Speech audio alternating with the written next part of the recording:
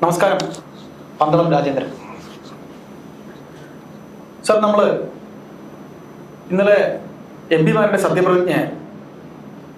അപ്പോൾ ഇന്ത്യൻ ഭരണഘടന കയ്യിൽ വെച്ചുകൊണ്ടാണ് കോൺഗ്രസിലെ പല എംപിമാരും ഇവിടെ കേരളത്തിൽ നിന്ന് ഷാഫി പറമ്പിൽ വരെ സത്യപ്രതിജ്ഞ ചെയ്തത്.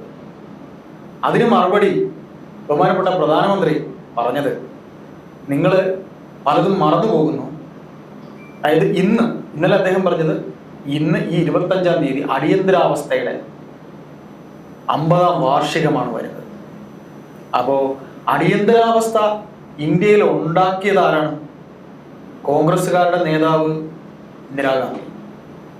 ആ കോൺഗ്രസ്സുകാരുടെ നേതാവ് ഇന്ദിരാഗാന്ധി, കോൺഗ്രസ്സുകാരിയായ ഇന്ദിരാഗാന്ധി ഉണ്ടാക്കിയ അടിയന്തരാവസ്ഥയോളം ഒന്നുമില്ല. അത് കോൺഗ്രസ്സുകാർ ഓർക്കണം എന്നാണ് നരേന്ദ്രമോദി പറഞ്ഞതിന്റെ അർത്ഥം ഇത്രയേ ഉള്ളൂ. പച്ച മലയാളത്തിൽ പറഞ്ഞു കഴിഞ്ഞാൽ, നിങ്ങളുടെ അമ്മുമ്മയാണ് ഇവിടെ ഭരണഘടന ലംഘിച്ചത്, നിങ്ങൾ അതന്നെ പൊക്കി പിടിച്ച് കാണിക്കേണ്ട, ഞാനത് വായിച്ചിട്ടുള്ളതെന്ന്. എനിക്കിവിടെ സംശയമുണ്ട്. ഈ സോണിയാഗാന്ധിയോ രാഹുൽ ഗാന്ധിയോ ഭരണഘടന ആത്മാർത്ഥമായിട്ട് വായിച്ചിട്ടുണ്ട്? അതിനെക്കുറിച്ച് എന്തെങ്കിലും ഒരു ദർശനം അവർക്കുണ്ടോ? ജവഹർലാൽ നെഹ്റു തീർച്ചയായിട്ടും വായിച്ചിട്ടുണ്ട്, ഇന്ദിരാഗാന്ധിയും വായിച്ചിരിക്കണം. അല്ലെങ്കിൽ ശാന്തിഭൂഷൺ എന്ന് പറയുന്ന അന്നത്തെ നിയമമന്ത്രി അവർക്ക് അതിനെക്കുറിച്ച് ബ്രീഫിംഗ് നടത്തിയിട്ടുണ്ടാവും. പക്ഷെ ഈ രണ്ടുപേര് ഭരണഘടന വായിച്ചിട്ടുണ്ടോ എന്ന കാര്യത്തിൽ എനിക്ക് വ്യക്തമായ സംശയമുണ്ട്. കാരണം അവരുടെ പല പ്രസ്താവനകളും ആ വഴിക്കാണ് നമ്മളെ ചിന്തിപ്പിക്കുന്നത്. എന്ന് മാത്രമല്ല, ചരിത്രം തന്നെ പഠിച്ചിട്ടുണ്ടോ എന്നുള്ള കാര്യത്തിൽ സംശയമുണ്ട്. ചരിത്രം പഠിക്കാത്ത ചരിത്രത്തിൽ നിന്ന് പാഠം ഉള്ളാത്ത കോൺഗ്രസ്സുകാരാണ് ഇപ്പൊ അവരെ പാർലമെന്റിൽ സൃഷ്ടിക്കാൻ ഉദ്ദേശിക്കുന്നത് ജനാധിപത്യത്തിന്റെ ധ്വംസനമാണ്, അരാജകത്വമാണ് ജനാധിപത്യം എന്ന് എങ്ങനെയോ അവർ ധരിച്ചു വശായിട്ടുണ്ട്. അതായത് ടുക്കടെ ഗാങ്ങിന്റെ നഗര നക്സലുകളുടെ ഒക്കെ ഒരു ലക്ഷ്യം അതാണ് ഇപ്പോൾ കോൺഗ്രസ്സുകാർ പൂർത്തീകരിച്ചു കൊണ്ടിരിക്കുന്നത്. പാർലമെന്റ് സൗഹാർദ്ദപരമായി തുടങ്ങേണ്ട ഇന്നലെ തന്നെ അവര് ഈ കോപ്രായങ്ങളൊക്കെ അവിടെ കാണിച്ച് ജനങ്ങളെ തെരഞ്ഞെടുപ്പിലൂടെ അധികാരത്തിൽ വന്ന ഒരു ഗവൺമെന്റിനെ അധിക്ഷേപിച്ചത് ഇന്ത്യയിലെ ജനങ്ങളോടുള്ള അധിക്ഷേപത. ഞാനൊരു BJP കാരനല്ല, BJP എപ്പോഴും വിമർശിക്കുന്ന ആൾ തന്നെയാണ്. അവർക്ക് BJP കാർക്ക് അത് ഫലപ്രദമായിട്ട് നേരിടാൻ കഴിഞ്ഞില്ലെന്നുള്ളതാണ് സത്യം. പരാജിതരെ പോലെ അവരിയ്ക്കുമായിരുന്നു, വിജയികളെ പോലെ കോൺഗ്രസും അവിടെ നടത്തിയ നാടകം. വിജയികളുടെ ഭാവമായിരുന്നല്ലോ കോൺഗ്രസ്സുകാർക്ക്, വിജയികളുടെ ഭാഗം. എന്നിട്ട് എന്തിനു വേണ്ടി? ജനാധിപത്യത്തിന് വേണ്ടി, ഭരണഘടനയ്ക്ക് വേണ്ടി. ഈ ഭരണഘടന ഏറ്റവും ക്രൂരമായിട്ട് കശാപ്പ് ചെയ്തിട്ടുള്ള ആരാ? കോൺഗ്രസ്സുകാര്. 1900 ഇതിപ്പോ കറക്റ്റ് ദിവസമാണ്, 50-ാം വാർഷികമാണ്. 50-ാം വാർഷികമാവുകയാണ്. 1975 ജൂൺ 25-ന് ഇന്ദിരാഗാന്ധി ഇന്ത്യയിൽ അടിയന്തരാവസ്ഥ പ്രഖ്യാപിച്ചു. എന്തിനു വേണ്ടിയിട്ടായിരുന്നു അത്? പ്രധാനമന്ത്രി കസേരയിൽ ഉറച്ചിരിക്കാൻ വേണ്ടി. അതിന് 1900 റായ്ബറേലിയുമായിട്ട് ബന്ധമുണ്ട്. 1971 ലോക്സഭാ തെരഞ്ഞെടുപ്പിൽ റായ്ബറേലിയിൽ നിന്നുള്ള ഇന്ദിരയുടെ വിജയം റദ്ദാക്കി രാജ്നാരായൺ സമർപ്പിച്ച ഒരു ഹർജിയെ തുടർന്ന് 1975 ജൂൺ 1-ന് ജസ്റ്റിസ് ജഗ്മോഹൻ ലാൽ എന്ന് പറയുന്ന ജഡ്ജി ഈ പുറപ്പെടുവിച്ച വിധിയെ തുടർന്ന് ഇന്ദിരാഗാന്ധിക്ക് പാർലമെന്റിൽ സ്ഥാനമില്ലാതായി. അത് മറികടക്കാൻ വേണ്ടിയാണ്, കോടതിയെ മറികടക്കാൻ വേണ്ടി ഭരണഘടനയെ ലംഘിച്ച, അത് ഭേദഗതി ചെയ്ത കോൺഗ്രസ് ആണ് ഇപ്പൊ ഭരണഘടനയ്ക്ക് വേണ്ടി വാദിച്ചുകൊണ്ട് പുറത്തോട്ട് വരുന്നത്. അന്ന് ഭരണഘടന സംരക്ഷിക്കാൻ വേണ്ടി രംഗത്ത് വന്ന പലരും ഇപ്പോൾ അവരുടെ കൂടെ കൂടിയിട്ടുണ്ട്. അവരും ചരിത്രം വായിക്കുന്നില്ല. ചരിത്രബോധം അവർക്കും ഇല്ലയോ എന്നെനിക്ക് സംശയമുണ്ട്. എന്ന് മാത്രമാണ്, അടിയന്തരാവസ്ഥയ്ക്ക് മുമ്പ് കാണിച്ച തോന്നിയാസങ്ങൾ എന്തൊക്കെയായിരുന്നു? തുർക്കുമാൻ ഗേറ്റിൽ അവിടെ ഗേറ്റുകൾ ഇടിച്ചു നിർത്തിക്കൊണ്ട് ബുൾഡോസറുകൾ അങ്ങോട്ട് കയറ്റിക്കൊണ്ട് അവിടെ ന്യൂനപക്ഷത്തിൽപ്പെട്ട ആളുകളെ അവിടെ വന്ധ്യംകരണം ചെയ്തില്ലേ? നായ്ക്കളെ വന്ധ്യംകരണം ചെയ്യുന്നത് പോലെ സഞ്ജയ് ഗാന്ധി, റുക്സാന സുൽത്താന, ഇപ്പോഴുള്ള അംബിക സോണി, ഇവരെല്ലാം കൂടെ ചേർന്നുള്ള ഒരു ഗ്യാങ്. അപ്പോഴാണ് CPI, അതുവരെ അവരെ പിന്തുണച്ച CPI പറഞ്ഞത് ഭരണഘടനാ ബാഹ്യശക്തികളുടെ ഇടപെടൽ ഉണ്ടാവുന്നു. ഇതിന്റെയും കൂടെ ഒരു ഫലമായിട്ടാണ് ജനതാ പാർട്ടി ഗവൺമെന്റ് ഇന്ദിരാഗാന്ധിയെ ഒട്ടിച്ചുകൊണ്ട് കോൺഗ്രസിന്റെ തല നഷ്ടപ്പെടുത്തിക്കൊണ്ട് അധികാരത്തിൽ വന്നത്. അവർ പക്ഷേ കാണിച്ചതോ? ചരൺ സിംഗ് ആയിരുന്നു ആഭ്യന്തരമന്ത്രി. ചരൺ സിംഗ് അധികാരത്തിൽ വന്ന ചാർജ് എടുത്ത ആ നിമിഷം അദ്ദേഹം പറഞ്ഞത്, കോൺഗ്രസ് ഭരിക്കുന്ന 9 സംസ്ഥാനങ്ങളെ പിരിച്ചുവിടുക, ഗവർണർ ഭരണത്തിലാക്കുക. ഇന്ദിരാഗാന്ധി അതുപോലെ എത്ര ഗവൺമെന്റുകളെ പിരിച്ചുവിട്ടിട്ടുണ്ട്? ഇന്ദിരാഗാന്ധി ആദ്യം കശാപ്പ് ചെയ്തത് പാർട്ടി സെക്രട്ടറി ആയിരിക്കെ കേരളത്തിൽ തെരഞ്ഞെടുപ്പിലൂടെ അധികാരത്തിൽ, ബാലറ്റിലൂടെ അധികാരത്തിൽ ലോകത്താദ്യമായിട്ട് വന്ന CPM-നെയാണ്. ആ CPM-ന്റെ ഗവൺമെന്റിനെയാണ്, EMS-ന്റെ ഗവൺമെന്റിനെയാണ്. ആ EMS-ന്റെ പാർട്ടി ഇപ്പോ ഭരണഘടന സംരക്ഷിക്കാൻ വേണ്ടി എന്ന് പറഞ്ഞ് ഇവരുടെ കൂടെ നിൽക്കുകയാണ്. പക്ഷേ ഇത്രയും ഒരു മൃഗീയ ഭൂരിപക്ഷമാണ് കഴിഞ്ഞ പാർലമെന്റിൽ ഈ പറയുന്ന നരേന്ദ്രമോദി BJP-ക്ക് ഉണ്ടായിരുന്നു. അപ്പൊ ഈ കോൺഗ്രസ് ഇപ്പൊ ഇത് പറയുന്നത് വെച്ചാല് അവര് ഒരു വേള ഒരു അടിയന്തരാവസ്ഥ പോലും ഉണ്ടാക്കത്തക്ക രീതിയിൽ നരേന്ദ്രമോദി മാറിയിരുന്നു. തിരുവായ്ക്ക് എതിർവാ ഉണ്ടായിരുന്നില്ല. ആ നരേന്ദ്രമോദിയെയാണ് ചുരുട്ടിക്കെട്ടി ഇത്രയെങ്കിലും ഒക്കെ ഞങ്ങളെ ആക്കിയത് എന്നല്ലേ കോൺഗ്രസ് കാണിക്കുന്നത്. എന്തൊരു വിഡിത്തം. അവർക്ക് ഒരു വിഷനുണ്ടോ? ഇച്ഛാശക്തിയുള്ള ഒരു പ്രധാനമന്ത്രി, ശക്തനായിട്ടുള്ള ഒരു പ്രധാനമന്ത്രി, സീറോ കറപ്ഷനുള്ള മുദ്രാവാക്യമായി സ്വീകരിച്ചിരുന്നു. ഇപ്പോ അദ്ദേഹത്തിന് പഴയ ഒരു ശക്തി ഉണ്ടെന്ന് തോന്നുന്നില്ല. പാർലമെന്റിൽ അദ്ദേഹത്തിന് ആ പഴയ ഒരു അംഗബലം ഉണ്ടെന്ന് തോന്നുന്നില്ല.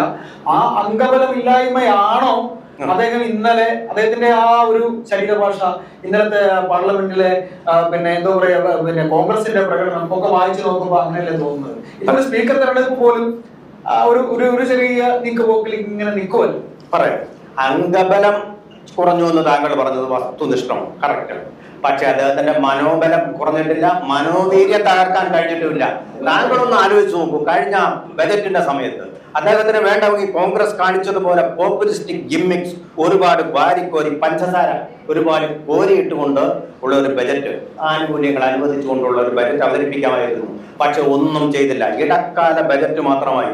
അദ്ദേഹത്തിന് ആത്മവിശ്വാസം ഉണ്ടായിരുന്നു. ഇതൊന്നുമില്ലാതെ കോൺഗ്രസ് പറഞ്ഞ പോലെ 1 ലക്ഷം രൂപ ജനങ്ങൾക്ക് കൊടുക്കുമെന്ന് പറഞ്ഞ് ജനങ്ങളെ കബളിപ്പിച്ചു കൊണ്ടിട്ടുള്ള ഒരു ബജറ്റ് താങ്കൾക്ക് വേണ്ട, അങ്ങനെ ഒരു മാനിഫെസ്റ്റോയും വേണ്ടെന്ന് അദ്ദേഹം തീരുമാനിച്ചു കഴിഞ്ഞു. ഇന്ത്യ നന്നാവുക എന്നുള്ളതാണ് ലക്ഷ്യം. പാർട്ടി വീണ്ടും അധികാരത്തിൽ വന്നില്ലെങ്കിലും ഒരു കുഴപ്പമില്ല. അത് ഇന്ദിരാഗാന്ധി ഒറീസയിൽ നടത്തിയ ആ പ്രഖ്യാപനം, എന്റെ ജീവൻ പോയാലും ശരി ഞാൻ ഈ രാജ്യത്തിന്റെ ശിഥിലീകരണത്തെ തടയുമെന്നും ഒറീസയിൽ വെച്ച് ഇന്ദിരാഗാന്ധി പറഞ്ഞു. ആ ഇന്ദിരാഗാന്ധി പറഞ്ഞതിന്റെ ഏതാനും ദിവസങ്ങൾ കഴിഞ്ഞപ്പോഴാണ് ബിയാങ് സിംഗ് എന്ന് പറയുന്ന സിഖുകാരൻ, അവരുടെ വിശ്വസ്തനായിട്ടുള്ള സുരക്ഷാ ഉദ്യോഗസ്ഥൻ, അവരെ പിന്നിൽ നിന്ന് ഭീരുത്വത്തോടെ വെടിവെച്ച് കൊന്നു. അതുപോലെ ഒരു പരാജയം നരേന്ദ്രമോദിക്ക് ഇത്രയും പോപ്പുലിസ്റ്റ് അല്ലാത്ത ഒരു ബജറ്റ് അവതരിപ്പിച്ചത്. സഞ്ജയ് ഗാന്ധിയും ഇന്ദിരാഗാന്ധിയും തന്നെ അല്ലേ ഒരുമിച്ച് അടിയന്തരാവസ്ഥ കാലത്ത് ഇന്ത്യ മഹാരാജ്യത്തില് സാറ് പറഞ്ഞ ഇപ്പൊ സഞ്ജയ് ഗാന്ധി വന്ധീകരണം നടത്തിയെന്നും മുസ്ലിം ന്യൂനപക്ഷങ്ങളുടെ വന്ധീകരണം, അവരുടെ ജനസംഖ്യ വർദ്ധിക്കുന്നു എന്ന് പറഞ്ഞ് അവിടെ വന്ധീകരണം വരെ നടത്തി. ക്രൂരമായ അതിനെല്ലാം ഏറ്റ ഒരു തിരിച്ചടിയായിരുന്നു.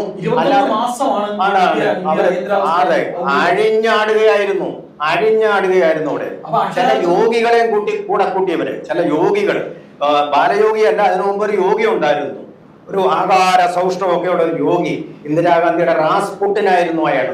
അങ്ങനെയുള്ള ആളുകളെയൊക്കെ വെച്ചുകൊണ്ട് ജനാധിപത്യത്തെ കാറ്റിൽ പറത്തിക്കൊണ്ടുള്ള ഒരു ഭരണമാണ് തേർവാഴ്ച. പത്രങ്ങൾക്ക് വാർത്ത കൊടുക്കാൻ പറ്റിയില്ല. അടിയന്തരാവസ്ഥ പ്രഖ്യാപിച്ചു എന്നുള്ള വാർത്ത അന്ന് ദേശാഭിമാന പത്രം കൊടുത്തത് ഇന്ത്യയുടെ പടം വരച്ച് അതിലൊരു തോക്ക് വെച്ചുകൊണ്ടാണ്. സെൻസർ ബോർഡ് സെൻസർ ചെയ്യാൻ വേണ്ടി ഇന്ത്യൻ എക്സ്പ്രസ് പത്രത്തിന് ധാരാളം നടപടികൾ ഉണ്ടായി. അന്ന് അബു എബ്രഹാമിന്റെ പ്രസിദ്ധമായ ഒരു കാർട്ടൂൺ ഉണ്ട്, സ്വിമ്മിംഗ് ബാത്ത് ടബിൽ കടന്നുകൊണ്ട്, സ്വിമ്മിംഗ് അല്ല ബാത്ത് ടബിൽ കടന്നുകൊണ്ടാണ് അടിയന്തരാവസ്ഥ പ്രഖ്യാപിച്ചുകൊണ്ടുള്ള ഓർഡറിൽ, പാർലമെന്റ് പാസാക്കിയതല്ല, ഓർഡറിൽ അദ്ദേഹം ഒപ്പിട്ട് കൊടുക്കുന്നത്. ചരിത്ര പ്രസിദ്ധമായ കാർട്ടൂൺ ഉണ്ട്. ആ കാർട്ടൂൺ ഇവിടെ അബു എബ്രഹാമിന്റെ ജന്മദിനത്തിൽ വീണ്ടും വീണ്ടും പ്രസിദ്ധീകരിക്കുന്നുണ്ട്. അതെങ്കിലും ഈ രാഹുൽ ഗാന്ധിയും അതുപോലെ തന്നെ സോണിയാഗാന്ധിയും ഇനിയും വരാൻ പോകുന്ന പ്രിയങ്ക ഗാന്ധിയും ഒന്നും കാണുന്നു. നാണമുണ്ടോ സോണിയാഗാന്ധിക്ക് ഭരണഘടന പൊക്കിപ്പിടിക്കാൻ? ഈ ഭരണഘടന താഴ്ത്തിപ്പിടിച്ച് ഇകഴ്ത്തി ഇന്ത്യയെ അപമാനിച്ചത് ഈ നെഹ്റു കുടുംബത്തിൽ നിന്നുള്ളവരല്ലേ? നെഹ്റു മാനിച്ചിരുന്നു, ഭരണഘടനയെ മാനിച്ചിരുന്ന വ്യക്തിയാണെന്ന് 100% നമുക്ക് പറയാം. പക്ഷെ ആ കുടുംബത്തിൽ ആർക്കെങ്കിലും ഭരണഘടന എന്താണെന്നുള്ളൊരു ബോധമുണ്ടോ? ഒരു കാഴ്ചപ്പാടുണ്ടോ? അധികാരം കിട്ടണം, അഴിമതിയിലൂടെ പണം കിട്ടണം എന്നുള്ള കാഴ്ചപ്പാടിന് അപ്പുറമുള്ള എന്തെങ്കിലും കാഴ്ചപ്പാടുണ്ടോ? രാഹുൽ ഗാന്ധി എല്ലാവരും പോയി ലോഡോ യാത്ര നടത്തിയെന്നുണ്ട്.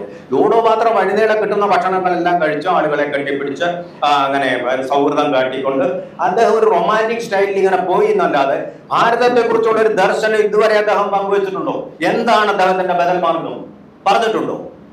ഇത് ചിന്തിക്കാതെ ചുമ്മാ കുറെ പൈങ്കിളി കഥകൾ കെട്ടിപ്പടുത്തുകൊണ്ട് കുറെ പത്രക്കാരും കുറെ ആരാധക വൃന്ദങ്ങളും സാർ ഏതോ ഒരു പത്രം എഡിറ്റോറിയൽ വെറുതെ ബ്ലാങ്ക് ആയിട്ട് എഴുതി നിൽക്കുന്ന ഒരു കഥയുണ്ടല്ലോ ഈ അടിയന്തരാവസ്ഥ. അങ്ങനെ ഉണ്ടായിരുന്നു. എഡിറ്റോറിയൽ എഴുതാൻ അനുമതി ഇല്ലാത്തത് കൊണ്ട് ബ്ലാങ്ക് ആയിട്ട് ഇട്ടു. ഇന്ത്യൻ എക്സ്പ്രസ് ആണ് ഗോയങ്ക എന്ന് ധൈര്യം കാണിച്ചു. അത് ഗോയങ്കയ്ക്ക് പിന്നെ കിട്ടുകയും ചെയ്തു. രാജീവ് ഗാന്ധിയുടെ കാലത്ത് ഗോയങ്കയുടെ എക്സ്പ്രസ് ടവേഴ്സിൽ റെയ്ഡ് നടത്തി. ഇപ്പൊ ഇഡിയെ കുറിച്ചൊക്കെ പറയുന്നത് ആന്റണിയെ ഇന്ദിരാഗാന്ധി ഈ കാര്യങ്ങളൊക്കെ ഏൽപ്പിച്ചു ഒരു കഥയുണ്ട്. കണ്ടിട്ടുണ്ട്. ഞാൻ പറയാതെ ഇഡിയുടെ കാര്യം ഇപ്പൊ ഇഡി പിന്നെ ഭരണകക്ഷിക്ക് വേണ്ടി ശ്രമിക്കുന്നു എന്ന് പറഞ്ഞല്ലോ. അന്ന് എതിർവാദം ഉണ്ടായി. സെയിൽ സിംഗിന്റെ ഒരു കാര്യം ഉണ്ടായി. രാജീവ് ഗാന്ധിയുടെ കാലത്ത് സെയിൽ സിംഗ് ഒരു കത്ത് പ്രധാനമന്ത്രിക്കെതിരെ പ്രതിഷേധിച്ചുകൊണ്ട് എഴുതി. ആ വാർത്ത കിട്ടിയത് ഇന്ത്യൻ എക്സ്പ്രസ് പത്രത്തിലാണ്. ഞാൻ ഇന്ത്യൻ എക്സ്പ്രസിലുണ്ട്. അതിന് 1-ാം പേജ് വാർത്തയായിട്ട് വന്നതിനെ തുടർന്ന് രാജീവ് ഗാന്ധി ഈ എൻഫോഴ്സ്മെന്റ് ഡയറക്ടറേറ്റിനെ തന്നെ മുംബൈയിലുള്ള എക്സ്പ്രസ് ട്രാവൽസിലേക്ക് പറഞ്ഞയച്ചുകൊണ്ട് അവിടെ റെയ്ഡ് നടത്തി ഗോയങ്ക അഴിമതിക്കാരനാണെന്ന് സ്ഥാപിച്ച് അദ്ദേഹത്തെ പിടിച്ച് ജയിലിലിട്ടു. അവരാണിപ്പോ എൻഫോഴ്സ്മെന്റ് ഡയറക്ടറേറ്റ് നടത്തുന്ന അഴിമതിയെ കുറിച്ച് ഇങ്ങനെ വ്യാജ ആരോപണങ്ങളായിട്ട് വരുന്നത്. ഇച്ഛാശക്തിയോടുകൂടി പ്രധാനമന്ത്രി നിന്നു കഴിഞ്ഞാൽ, തന്റെ ഇടത്തോടു കൂടി നിന്നു കഴിഞ്ഞാൽ ഇവരിൽ പലരും വാദ്ര കുടുംബത്തിലെ എല്ലാവരും ജയിലിൽ പോകും. അതാണ് അവരുടെ പേടി. ഇന്ത്യ രാജ്യത്തോടുള്ള സ്നേഹം ഉയർത്തിപ്പിടിച്ചുകൊണ്ട് സത്യപ്രതിജ്ഞയ്ക്ക് വന്ന കോൺഗ്രസ് എംപിമാർക്ക് ഒരു ചുട്ട അടി അല്ലെങ്കിൽ ചെകിട്ടത്ത് കൊടുത്ത ഒരു അടിയായി നരേന്ദ്രമോദിയുടെ അടിയന്തരാവസ്ഥയെ ഓർമ്മപ്പെടുത്തൽ ആയി എന്ന് നമുക്ക് പറഞ്ഞുകൊണ്ട് ചർച്ച ട്രയൽ മാത്രമാണ് നമ്മൾ കാണാൻ പോകുന്നേ ഉള്ളൂ. മോദി എന്താണ് അടിയന്തരാവസ്ഥയെ മറന്നുപോയ കോൺഗ്രസ് നിങ്ങൾ അതെങ്കിലും അത് ഓർക്കണം, അതിനോളം വരില്ല എന്നായിരിക്കുമോ? തങ്ങൾക്കുള്ള സീറ്റ് 2 അക്കം കടന്നിട്ടില്ലോ എന്നതുകൂടി ഒരു വിനയം കൂടി അവർക്ക് വേണം. ഈ ബഹളവും എന്തായാലും ഞാൻ അങ്ങനെയൊന്നും കാണിക്കില്ല എന്ന് അദ്ദേഹം പറഞ്ഞിട്ടുണ്ട്. നരേന്ദ്രമോദി അതും പറഞ്ഞിട്ടുണ്ട്. ഞാൻ എന്തായാലും അടിയന്തരാവസ്ഥയിലേക്ക് ഒരൊറ്റ ഗവൺമെന്റിനെ പിരിച്ചുവിട്ടില്ല, ഒരൊറ്റ സംസ്ഥാന ഗവൺമെന്റിനെ പിരിച്ചുവിട്ടില്ല. പക്ഷെ അഴിമതിക്കാരെ പിടിച്ച് ജയിലിട്ടിട്ടുണ്ട്. അതാണ് ഏകാധിപതിയാണ് ഭരണഘടന മാനിക്കുന്നില്ലെന്ന് പറയാൻ കഴിയും. അത് ഭരണഘടനാപരമാണ്. അഴിമതി അനുവദിക്കുന്നില്ല. ഭരണഘടനയിൽ എവിടെയെങ്കിലും അഴിമതിക്കുള്ള സ്വാതന്ത്ര്യം ഭരണഘടനയിലില്ല. പാർലമെന്റിന്റെ ആദ്യ ദിവസം തന്നെ ഇത്തരത്തിൽ അങ്ങോട്ടും ഇങ്ങോട്ടുമുള്ള വാക്പോരുകൾ നാളെ സ്പീക്കർ തെരഞ്ഞെടുപ്പിൽ കാണാം ആരാണ് മോദി എന്നുള്ളത് മനസ്സിലാവും. എന്തായാലും നമുക്ക് കാത്തിരുന്ന് കാണാം.